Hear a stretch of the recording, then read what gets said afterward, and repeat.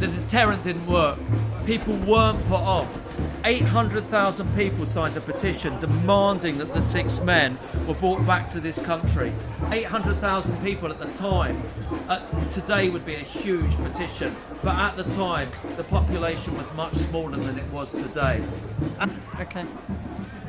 In March 1836, the 6 men were given a free and full pardon and came back to this country, and they were celebrated as heroes. This was a key moment in the development of British democracy.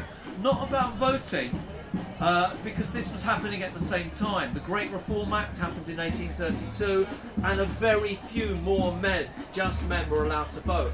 But this was a democratic stride forward as people's rights to organise and get together to protect their rights was recognised. And it showed that working class people had the right to have a say.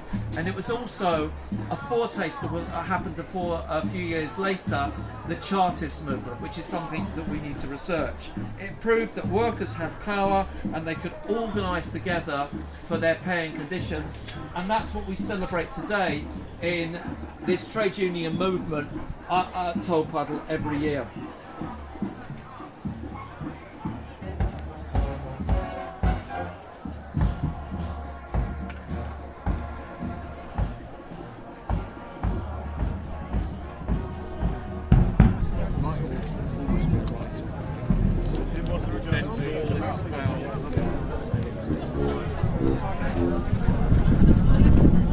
When the 6 men came back to this country, they were given lands in Greenstead, Essex, near Woodford, and they became farmers again. Some of them went over to Canada and started a new life here.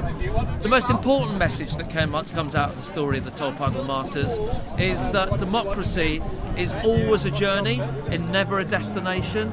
Our rights and our freedoms are always something we have to fight for.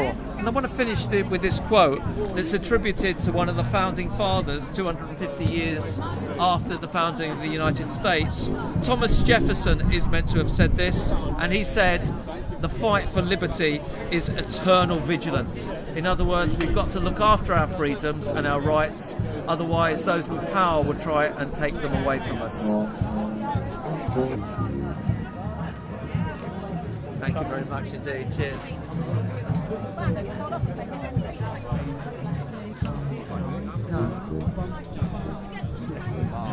Slow down if you're not watching.